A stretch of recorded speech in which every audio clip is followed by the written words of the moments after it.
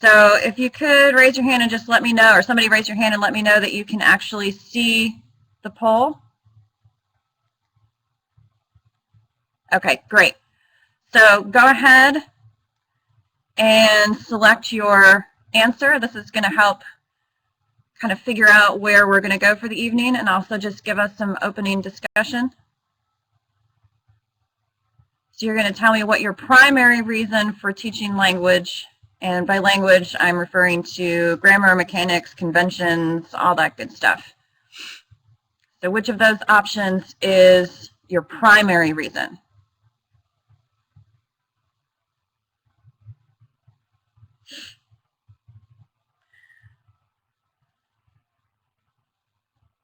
And if you are choosing other, there's no way for me to give you like a fill in the blank option on the poll itself. If you could just type in the chat what your other reason is, that would be really helpful to me.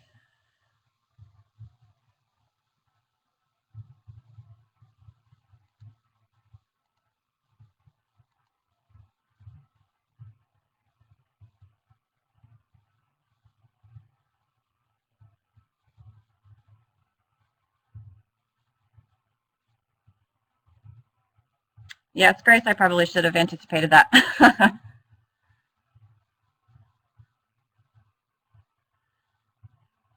All right, and I can't tell if everyone has answered the way I have set it up here. So if you could go ahead and raise your hand again and just let me know that you have cast your vote, that would help.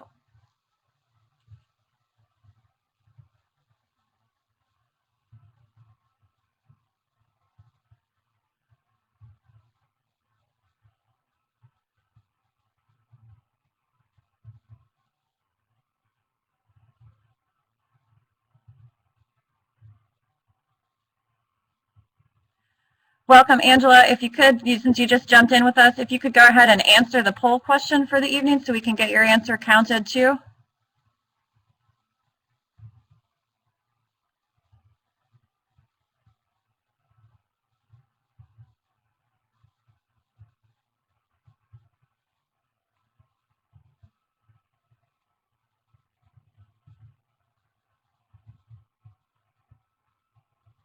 All right, great. It looks, as far as I can tell, then everybody except for Nyla, unless she can't answer, has answered our poll. So before we get into any discussion, regardless of what answer you would have chosen, they are perfectly valid answers.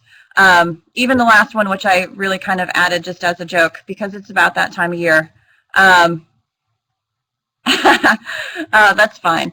I know sometimes the technology is fun. I had issues. I've got two computers that I use, and one of them has Windows 8 on it, and it hates me. So I decided not to use that computer tonight, so I understand. Anyway, I added the last option there mainly just as a joke, but I'm in the middle of trying to incorporate some language instruction into my classes right now, and it can definitely be a bit of a headache. So it looks like most of you are centering your language instruction around writing, or that is your main focus. And I know that we do have some teachers of English as a second language, so I will try to incorporate some of that as well. I have a ton of information packed into this presentation, and I know that there is no way that we're going to get through it. So I incorporated all of it just in case your responses varied from what I anticipated they would be. So let me just tell you that if I do not get to the section at the end that is about how to focus language grammar instruction specifically for second language learners, I will I'll probably do two things. I will have it posted on the mNET site so that you have that chunk of the PowerPoint to go back and look at, because there's a ton of information in that section. And then I can also, at Leslie's session in 2 weeks, I can actually upload that chunk of the presentation for you guys too. So at least you don't lose out on that completely. There are a bunch of files down at the bottom for you to check out. The resource handout for this evening is probably the most comprehensive. And then there are two actual grammar worksheets that are at the end. And there's a reason why I incorporated both of those. So hopefully I will get to that chunk of the presentation, so you know why I gave you a 6th grade and a 12th grade pronoun antecedent agreement worksheet. All right, I'm going to go ahead and end the poll here so we can continue. All right. So depending on what your purpose is in approaching language instruction, it's going to affect how you go about incorporating activities, what aspects of grammar, mechanics, conventions, whatever you focus on. So I have the presentation broken into 3 chunks. The first one has to do with approaching it from the standpoint of standards, which since none of you actually chose that option, I will go through that part really quickly. Just because there are a few things about standards that you need to think about, even if you're focusing your language instruction on writing. Writing is the second one, and then teaching second language learners. And, you know, at any point that you guys want to stop and discuss or have questions, please type those in the chat. I didn't build in discussion directly into the slides, so I kind of anticipated that as we went, you guys would jump in and say, hey, can we talk about this, or ask questions. So just know that if you don't jump in and ask questions or type stuff in the chat, then I'm just going to keep going and I won't stop necessarily until we get to the end of a section. All right, so this is basically just the poll that you just took. I didn't know if I would be able to pull that up or have time to add that, so we can skip this slide. So regardless of what your reason for teaching language is, there are a certain number of challenges. And this is the topic that I have in our Coaching Corner post that I'll have you guys go and do at the end of the session. But one of the big challenges with teaching language is that for most English language arts courses, the language instruction is something that is not the central focus. It's not where most of the curriculum is focused. It is not an add-on, because that makes it seem like it is not important. And there, if you look at Common Core standards or you look at the Texas standards, there is a large section devoted just to language instruction. But if you compare it to what students are expected to do as far as literacy, as far as reading, and as far as writing, it's not as large of a component. So sometimes it gets lost in the mix. Or you get to a writing unit. If your language instruction is focused on writing, how many major papers are you really writing in, you know, a year-long course? A lot of districts and a lot of standards really just focus on 4 big papers, 1 per quarter. And you may do, you know, shorter writing throughout each quarter. You don't necessarily have those big formal papers where students are really focusing on editing and revision and getting a lot of that language instruction. So how do you fit it into the mix of everything else? So that's one big challenge. Other challenges are teacher confidence in teaching language concepts. You know, do we as teachers actually know the rules ourselves well enough that we can explain them in multiple ways to students who are really struggling to grasp those concepts? And I can tell you that even coming into teaching directly, pretty much directly out of an undergraduate degree in English, I had a minor in linguistics, and I still had quite a few challenges in figuring out how to present grammar rules to teenagers. It's extremely hard, and a lot of times our own knowledge of rules is, you know, in our head. We know it looks right, we know how to use it, but trying to explain it is a whole different ballgame. So sometimes our lack of confidence in our own knowledge makes the job more difficult. Another challenge is not knowing where to start when there are gaps in student knowledge. You know, there's always this kind of debate going on in our heads, I think, about, do we need to start at the very beginning? And I feel like my students don't know anything. Do I really need to go back and review parts of speech? And that's a real debate. And even if you know, have students just like with literacy and just like with writing, your students are going to be all over the place. So you may have one group of students that needs to start with parts of speech and another, you know, set of students that is looking at, you know, really complex, you know, manipulation of sentence structure. Time is a big challenge. How do you fit it in and still cover everything else that you need to do, especially if you've got students that are really struggling to understand the basics? Frustration with students not being able to apply. So the whole, they're doing worksheets, they're doing handouts, but I can't see it in their writing. And sometimes language instruction is just kind of boring. Not always and not to everybody, but often that is the case. So hopefully we can address some of these challenges as we go through tonight. Do you guys have any comments about these? Do you think I hit the nail on the head? Do you have any other challenges that you have run into as you've tried to incorporate language instruction into your classrooms?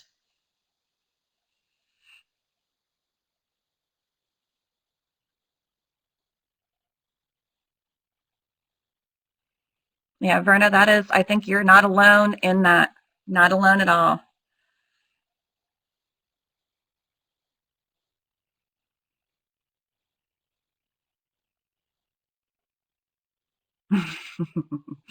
Nyla, I've gotten that one too.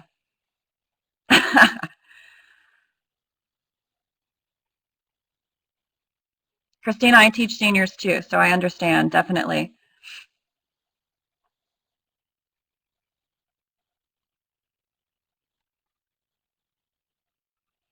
Well, and the gaps, that also I think relates to not knowing where to start, because if you have all of these gaps and your students are all over the place, it makes it even more complicated than trying to isolate the logical starting point, because you can't start from the beginning.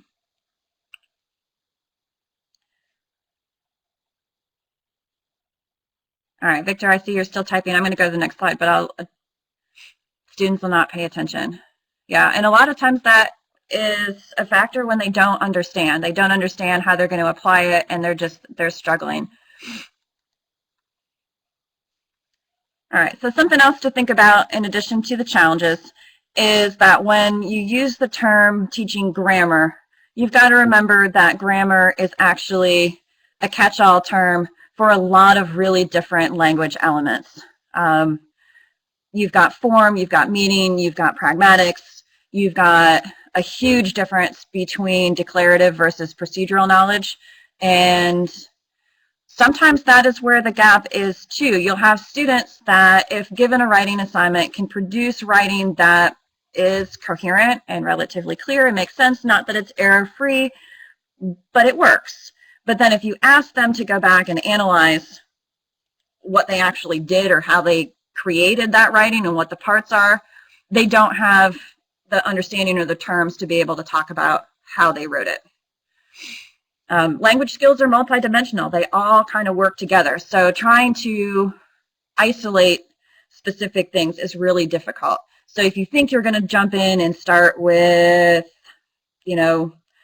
run-ons and fragments, which is something that, I'm teaching seniors, they need to be, they're supposed to have been, be fairly far along in their understanding of writing and of grammar, the big catch-all term. You can't, you jump in and it's not just looking at run-ons. And you got to go back and you got to talk about comma rules. And then you have to jump back and talk about, well, sentence parts, because they don't know what a clause is. So you keep getting deeper and deeper. And then if they're revising things, you start changing meaning. And if you have to consider that along with the actual form, if that makes sense. All right, are you guys up for a quiz to test your own knowledge? Yes, no, raise your hand. If you're up for a quiz, raise your hand. We need to do something interactive. Nyla's up for it. Verna's up for it. So Stacy. All right. So I'm going to put the question up. And I'm going to give you guys, I'm going to time it. I'm going to give you guys about, I don't know, what's a good time? 15 seconds to start typing your answers. All right. So first question. What 3 components are necessary for a complete sentence? Ready, set, go.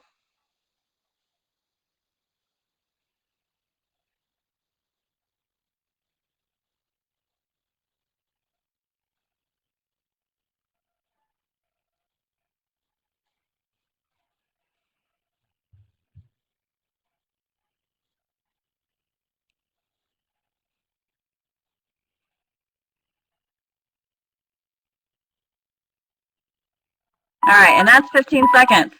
Okay, you guys got the 2. Punctuation is good. That's a good one. Close. Subject, verb, and it needs to be a complete thought. punctuation, I guess we could include. So maybe there's 4 things. All right, you guys did good on that one. All right, question number 2. This one's hard. What is the difference between a phrase and a clause? Ready, go.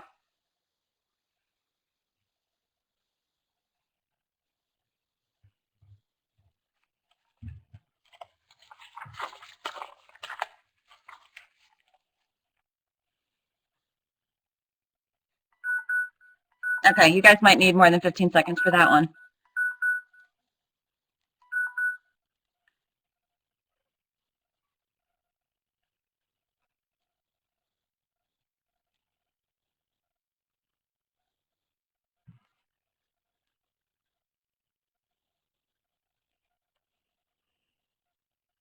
Okay, you guys made a good attempt at it. This is a really hard one. This is one that I've had to look up, especially my first couple of years of teaching. I think in 15 years I've been teaching long enough that I can give you guys the answer. But this is a hard one. So, but you shouldn't. Do not feel bad, Christina, at all about not knowing these things. Because even if you have a degree in English or English education, these are not things that we are taught most of the time. You might be required to take a class in grammar. You might not. I didn't have to take a class in that. I never took one grammar class my entire 4 years of college. So by the time I started teaching, I had years without ever having given grammar a thought, and all I had was, high school worksheets. So this is something that we need to ourselves study if we're going to be effective at teaching our students. So just for the record, a phrase is a small group of words that work together as a conceptual unit, and they act as a single part of speech. So like a good example of a phrase is a prepositional phrase. A clause has a subject and a verb, and there are 2 different types of clauses, the independent and the dependent. So an independent clause is basically a simple sentence. A dependent clause is just not a complete thought. I don't know why, that kind of background is not more of a focus, because it would make a lot of sense if we as teachers had more preparation in teaching. But I also think there's a lot of things that our education programs could probably do a better job of. As a high school teacher, I didn't have to have much instruction on like literacy instruction, like how to actually help students become better readers. Because if you're teaching high school, the assumption is your kids can read already. But I still have a lot of students who really struggle to get basic meaning out of a text. And it's not till I started working on my master's degree and was trying to get an ESL certification that I actually got some methods for literacy instruction that you could apply to younger students or those that were not as far along in literacy. So this is, a problem with our education programs. So sometimes we have to, unfortunately, take it upon ourselves to do some research and do, some learning on our own. And it's hard because when do you do that? All right, you guys ready for one more question? I have quite a few of them, so how about we do one more and then we'll continue. Let me see which one I want to give you. Okay, this one is appropriate. And it happens to be number 3. Can you name 6 comma rules? Because this definitely impacts our ability to have students revise their writing. Or list as many comma rules as you can remember. Victor, you're absolutely right. A lot of teenagers do not like to read.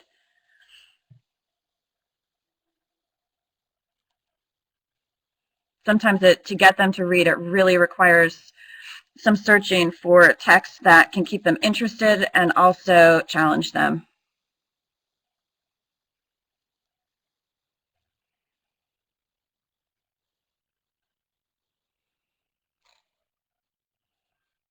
Good. Making lists is a good one. After a greeting,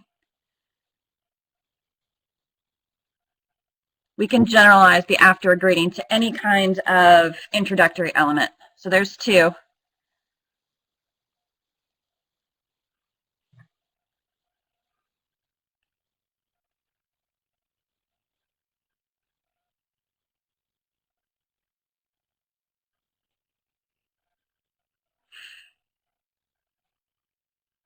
Okay, so Shayla, I'm going to interpret your rule there to be between not compound elements, but between two independent clauses. Like if you have an and or a but or an or, yes. Andrew, you got it. So that's 3.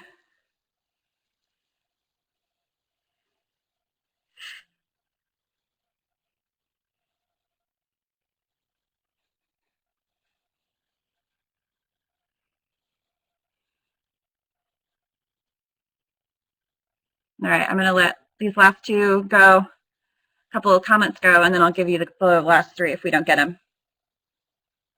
Ah, yes, Grace, absolutely. That's a good one. And Angela, you're right, intro elements. So the last 3 that we didn't hit, we got the compound sentences, we got the items in a series. You use commas to set off unnecessary elements, so description, parenthetical comments, and appositive phrases. So if you guys are interested in refreshing or having an activity, a quick way to review comma rules with your students, I did actually include in your handouts a list of comma rules with practice sentences. All right.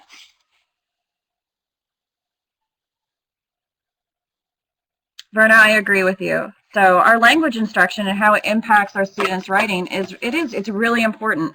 It's really important, and we need to look at where we are and what we can do to actually improve our instruction. So very, very true. All right, so I'm going to go through the next section that I have here is just standards, and I'm not going to spend a lot of time on this. I'm going to pretty much jump to the writing part pretty quickly. But I do at least want to show you guys kind of what the standards look like, and maybe that will make it a little bit clearer why it's so difficult to figure out where to start sometimes. And Stacy, you're absolutely right. Yeah, we use it as adults, and especially as far as we all have gotten in our education, we aren't being asked to actually talk about the rules. We are just using them. So you forget. But we need to remember that we need to go back and remind ourselves of those, because you do have to be able to explain them in multiple ways. The same rule, 14 different ways for the 14 different students in your class. All right, so here on this slide, you guys have the standards, and I put up both the Common Core state standards and the Texas standards, and I think those are the current ones. Not being in Texas, and I think a lot of you guys are in Texas, which is why I included those. So for Common Core, there are 5 anchor standards, and they all have to do with demonstrating command of conventions, and it is focused specifically on writing. And the first one is grammar and usage. The second one is capitalization, punctuation, and spelling. The third one is language and context, and then included within the language standards is actually vocabulary, which to me is really kind of separate from what we're talking about tonight, unless you're talking about, terminology that students need to know to be able to talk about the parts of a sentence and what they're constructing. So each grade level, according to Common Core, is supposed to tackle a set of supposedly hierarchical skills and ideas. So I use nouns as an example. So, the younger grades start out being able to identify common nouns, and then they move up to proper, possessive nouns. Older students are then looking at collective nouns and abstract nouns. And then Texas also has things broken down similar to the standards for Common Core. You've got conventions of academic language. You've got capitalization and punctuation, conventions, and spelling. So vocabulary, at least didn't appear to me, was not incorporated as part of language instruction. But if you look at the very specific things that students are supposed to do at early grade levels, if they don't master those, that's how you end up with students at the higher grade levels that are having trouble talking about the more complex ideas because they don't have the language or the ability to do the basic things. So you're kind of back to, do we need to go back and talk about parts of speech? How do you talk about abstract nouns if you don't even know what a common noun is? So how to fit that in. Sometimes it's just a matter of covering language, and sometimes it's really going back and isolating those parts. And in some cases, most cases, you can't necessarily hold an entire class back for students that are really far behind. And sometimes it is helpful to start building up a repertoire of review materials that you can just give to students that need that extra information, or varying homework assignments, or if they have independent work, break that work up into different groups. And I'm going to talk a little bit later about resources. Somebody remind me to talk about breaking resources up by grade level if I don't get to it. Oh, I guess it's my next slide. I thought I put it later. Okay, anyway, so textbooks, workbooks, ESL methods, even if you're not teaching ESL, sometimes the ESL materials for grammar instruction are actually really helpful, especially if you have students that are struggling. If you're trying to inform yourself, going on an ERIC database, trying to find journal articles about how to teach grammar can be helpful. It's time consuming, but it might be worth your while. Websites are really good, though you have to be careful with websites because sometimes they're not the most reliable, and a lot of times websites that proclaim that they have all of these great language activities and they claim they're at this level or that level, it's not very accurate. Don't forget that our own students' work is actually a good resource, and that's something that I'll get into with the writing portion. Text that the students are reading. And then there's more resources that you guys can use on the handout that I have for you under files. Hold on, let me see if I have it here. I think it's the next slide. Okay, yeah, so this is what I was talking about, and this is why I gave you the 6th grade and the 12th grade pronoun antecedent agreement worksheets. I thought I had this with my ESL stuff, but I didn't. I put it here. So if you are using workbooks and you are trying to vary the level of instruction or trying to provide background for students, really make sure that you look at the level of the workbook. And say you're teaching 12th graders. So I think a couple of you said you had seniors. So if you look at a 12th grade workbook, it's pretty complex. Sometimes stepping back to a 10th grade workbook or a 9th grade workbook will actually make a difference in what students are able to understand. And there's a huge difference even with the same skill between, say, a 5th grade workbook and a 12th grade workbook. The same concept in like the pronoun antecedent agreement, for example, in a 5th grade workbook will be discussed using simpler sentences. It might be framed in terms of autobiographical writing, so nonfiction, but relatively straightforward. It's going to give you examples of tricky antecedents. And there are going to be certain complex rules provided and sentence rewrites. But if you look at the same concept in the same series of workbook, the sentences are much more complex. The examples are framed in terms of reading poetry, and they are examples from real literature or actual literary analysis, which is much harder to read. There aren't any examples provided, so students are expected to just know what they're doing with just the instructions, and they're asked to write original sentences as opposed to just rewrite things. So there's quite a difference in complexity between those. And that's something that if you're looking on websites, you don't necessarily get that slow progression. And depending on what district you're in, I know that the district that I'm in, we do have access to our language textbooks online, and they actually have online activities. So I could, even though I only use the 12th grade textbooks or have those checked out to my students, I can go back and find activities for them to do that are at any grade level within that series. So that's something to keep in mind or look into if you could do that. All right, any comments so far? Any questions regarding standards and what we just talked about?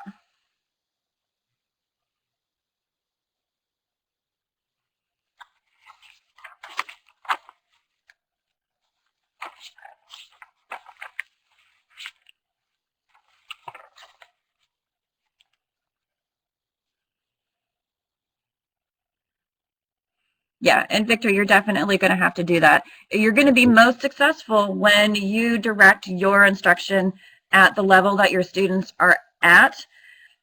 And sometimes, if they're not at quote unquote grade level, they can still demonstrate significant growth even if they don't get to grade level. And we need to remember that as teachers. And an easy way to shut students down is expect them to go from, say, 6th grade to 10th grade in the span of a year. It's impossible. Nobody is expected to grow that much. Even if kids are on grade level, they're still only expected to make 1 year's worth of growth. And sometimes it's a struggle to even get a portion of a year's worth of growth, considering all the challenges that we need to face. So, I think we all, need to, make sure that we're analyzing where our students are and at least doing our best to meet them there. One last comment about the resources, something that just to keep in mind.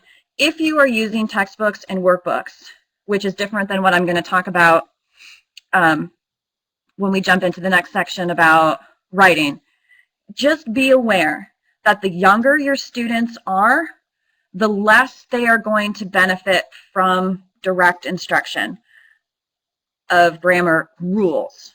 It doesn't mean that they can't produce things, but that abstract discussion of rules is going to be more difficult for them just developmentally because they may not be ready to talk about it or process that. So sometimes you need to kind of break the concepts down into smaller chunks, walk them through slower. Sometimes you need to change the language. And I know that as teachers, we're supposed to get our students used to academic language, and we want them to recognize that academic language when they have to take those high stakes tests. But if they're not understanding in class what we're asking them to do, then make sure that we modify language so that they can at least understand the concept, even if they aren't using the right terms, because you'll get them there.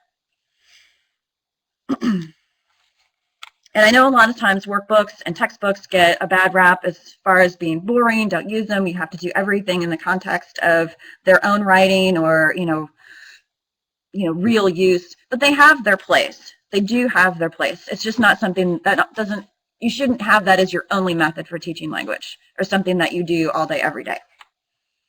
And yes, Victor, diagnostic tests. And if they really struggle on your first diagnostic test across the board, then maybe you need to back them up and give them a slightly easier diagnostic test, and you might get a more accurate read of where they are. Other than that, well, they're definitely not here. Takes more time, but it might be worth the effort. All right. Skills sheets. Yes, I like that, Grace. That's good. They're not handouts. We don't do handouts. Okay. So if we are going to talk about teaching language in the context of writing, we need to back up and think about what are the components to writing well in terms of language use. And I did my best to kind of come up with a pretty general list here that would apply to pretty much every grade level in varying degrees of complexity. So precise diction, or if you have younger students, then maybe it isn't called precise diction, using descriptive words. Good, clear explanation with details and examples. Limited wordiness, so the writing is clear. Active versus passive constructions as far as sentence structure goes, and limited mechanics and editing errors, including spelling, punctuation, and capitalization. So that's what we expect out of our skilled writers at any grade level. So how do we go about producing that type of writing and focusing instruction within that frame of this is what you need to do when you are writing for multiple purposes? You may introduce an idea with skill sheets, but most of the actual work would be done with actual student writing samples or real world samples of writing in the form that you're asking students to write. So to do that, you would need to spend a significant amount of time looking at student writing samples and trying to identify common errors and prioritizing those errors so that you can address the issues in a timely way that are going to help the most students. So if you identify, for example, that your students have a huge amount of trouble with fragments, then you would need to actually teach what a fragment is and how to fix a fragment within their actual writing. And a really highly recommended method, anywhere you look to do this, is through sentence combining. And there's a website that I have listed there at the bottom of the slide, and I did put that on the resource handout too. That gives you kind of a rundown of the information that I have on this slide too. Okay, so sometimes really sitting down and nitpicking student writing samples is hugely time consuming. So I gave you guys here a list of what I can deduce are the most common errors students make in writing pretty much across the board. So one class may have more errors of one type than another, but in a pinch, when you're sitting there looking at your stack of 150 essays and it's 11 o'clock at night and you need to have something ready to go for the next day, you could pick something and say, okay, I know that my students have trouble with this. This sounds good, and go with that.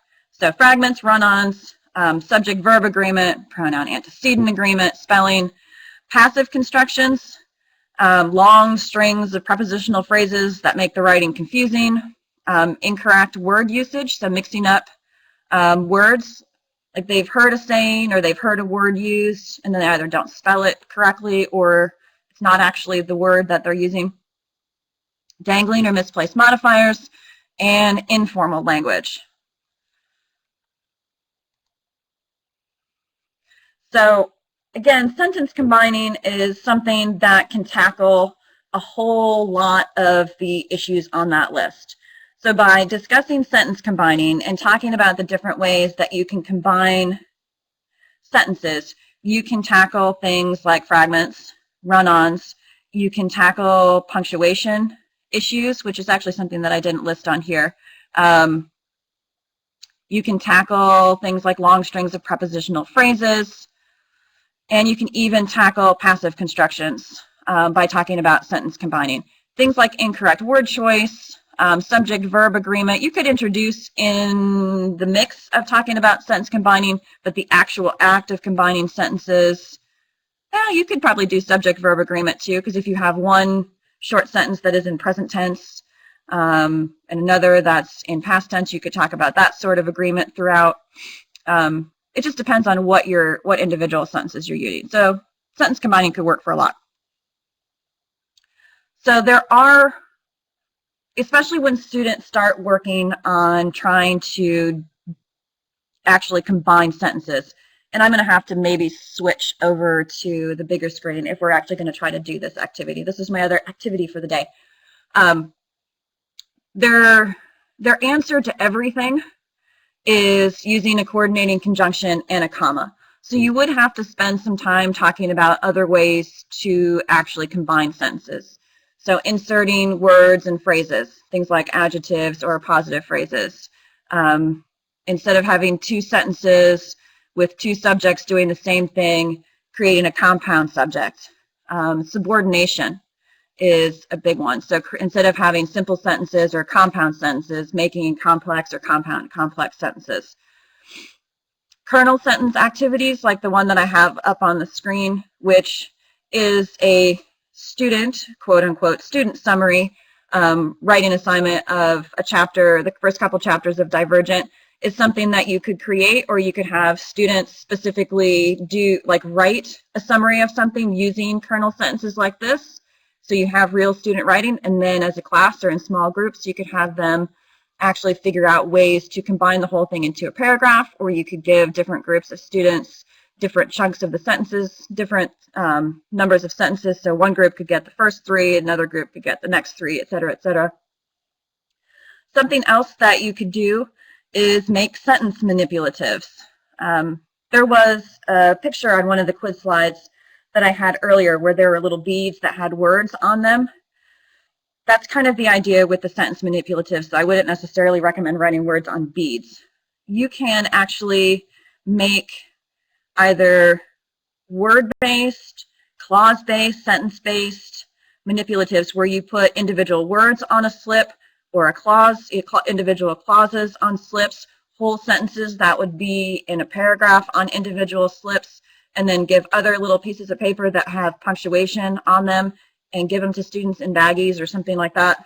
and have them actually spread them out on their desk and move them around and figure out different ways to actually combine elements. Even older students, even high school students, like manipulatives. I have done word level, like individual words, and had students make sentences out of those and think about content, and it helped us identify subject and verb, and that worked pretty well. I've also done taken a whole paragraph and broken it down into sentences and had ESL students even do that.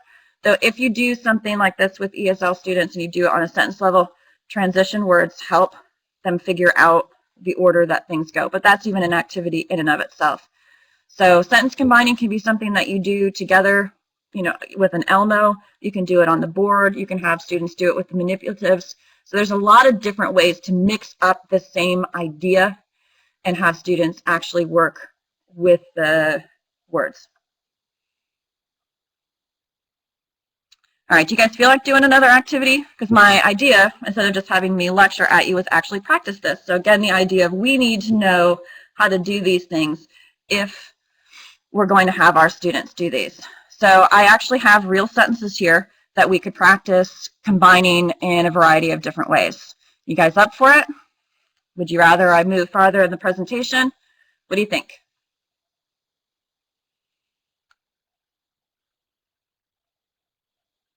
Did I put you all to sleep?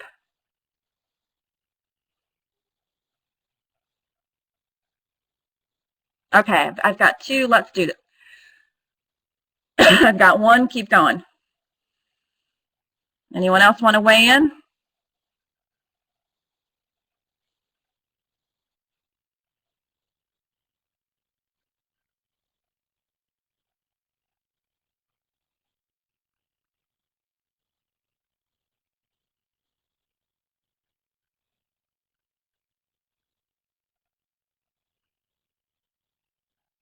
All right, I've got more people typing. Keep going now. How about this? We'll get a little bit farther, and about 8:50, we will probably stop. And then what I will do, I already have a discussion topic for you guys up on Coach's Corner. I will actually attach, here I can even attach, I'll attach the document here and I'll put it up on the Coach's Corner. And if you guys want to take a stab at trying to do the activity and you want to do that, we'll do it at the end. All right, so I'll go a little bit farther. All right, so there are challenges to actually using student writing as a source of whatever standard you're trying to teach or whatever rules you're trying to teach. Student writing is unpredictable, and even trying to use published professional writing is harder than it thinks, and you really have to put some prep time in as a teacher to make sure. For example, if you're pulling stuff from a text that you're using, that you go through and you find pages or chapters or whatever you're looking at that actually have enough of the examples that you can get a full activity out of it. It's not necessarily enough to say, well, we're going to look at how fiction writers use a lot of fragments in their writing. So how could we rewrite this fiction writer's poor use of grammatical rules and make it all into complete sentences? Because you may get a sense that overall the text has a lot of fragments, but if you break it down to, say 2 pages, you may only have 1 fragment. So you need to make sure that you have what you need.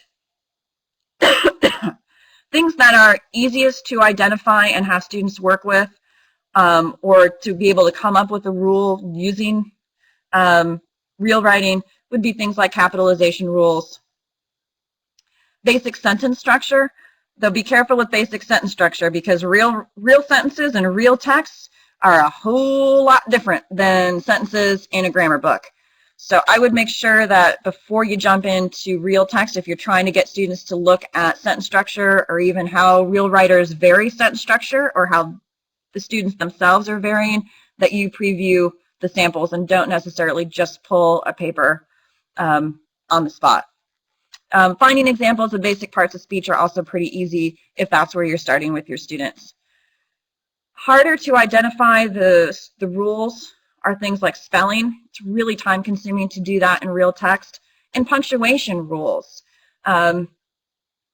it might be something that you could have them do, like if you know that you're covering comma rules and you want students to find places where the writing has the comma after that introductory element. Focusing it like that would be a pretty easy thing to do, but just having them, let loose on a text and say, find out where they use commas and why would be really difficult.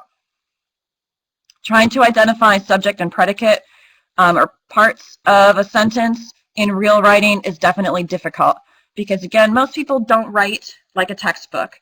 So we have, crazy constructions, and we don't necessarily write straightforward sentences that make things like subjects and predicates easy to identify. Or if you're looking for certain types of phrases, we don't always write in a way that's going to make those phrases easy to find. That would be a good idea, Victor, too. Yeah, and having multiple grammar books and not just having one that you use is definitely helpful. I mean, our district has one set that we have currently adopted, but I think I have probably 2 or 3 other grammar books that I've picked up along the way that I definitely use too, because each book approaches things a little bit differently. Just some other miscellaneous activities that you can do too is ambiguity activities where you have, find sentences, and you can find these pretty easily on the internet, sentences that can be read in multiple ways, and have them talk about why things are, ambiguous and what the rules are and how they would fix them. Things like daily 2 and weekly 5.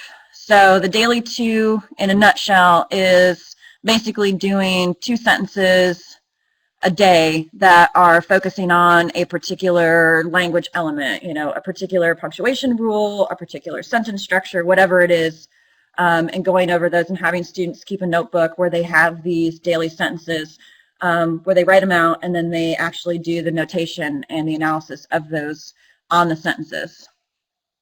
The only thing I would suggest about doing this, if you're going to do the daily 2, and I've discovered this because I was doing something similar with vocabulary, having students write out sentences, especially if you need to have sentences that are a little bit longer, it actually can be really time consuming, more than you might think.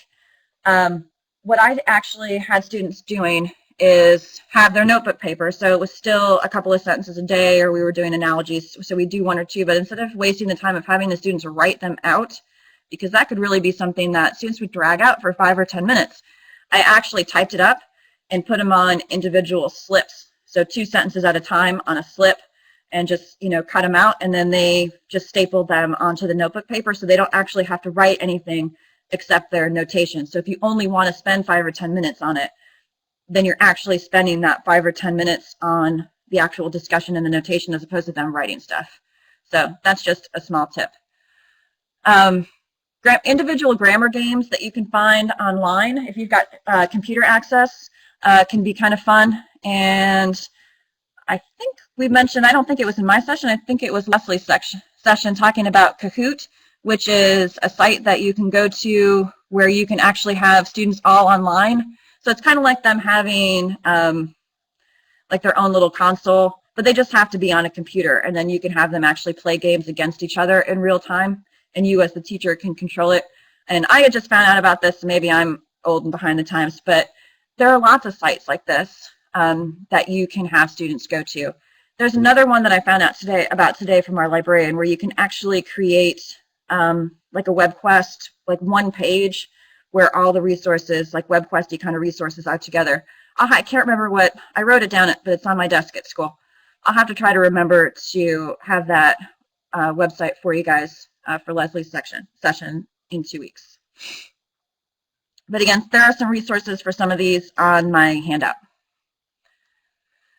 All right, so that is about as far as I'm going to get. So kind of as I anticipated, did not have a lot of time for the focus on second language learners. So again, I will make sure that that portion of my presentation gets posted with the rest of the resources on the mNET site so that you guys can go and download that if you're interested in that section. And then I will also, as long as Leslie does not mind, which I'm sure she won't, upload that document for you too if you come to her session in 2 weeks. So at this point, we have about 10 minutes left, and I did post an activity for you guys on the Coaches Corner on the mNET site, and I would ask you to spend the last 10 minutes of our session heading over there to the Coaches Corner and trying to answer that question or that prompt. And I'm going to give you guys the link here. Hold on a second.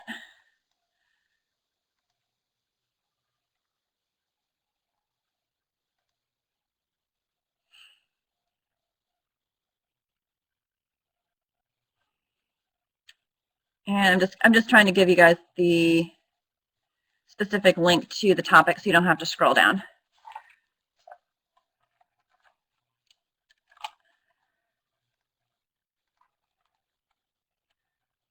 All right, so there is the link to the forum. So again, if you guys go there, I will also upload here and there in just a second the sentence combining activity. If you guys have a few minutes and you want to try your hand at it and get some feedback, I will stick around and try to do that as well. You guys have any questions, any last comments before you head over to the forum?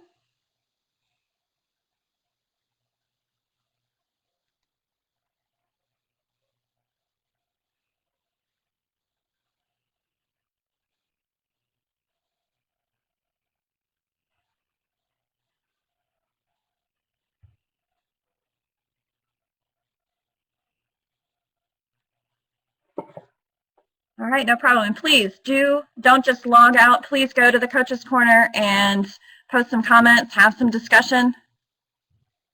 I mean, this is what you guys get so much benefit from, is actually having some time to talk to each other. Make sure you download the resources as well. Thank you, everybody. Hope you guys have a good evening.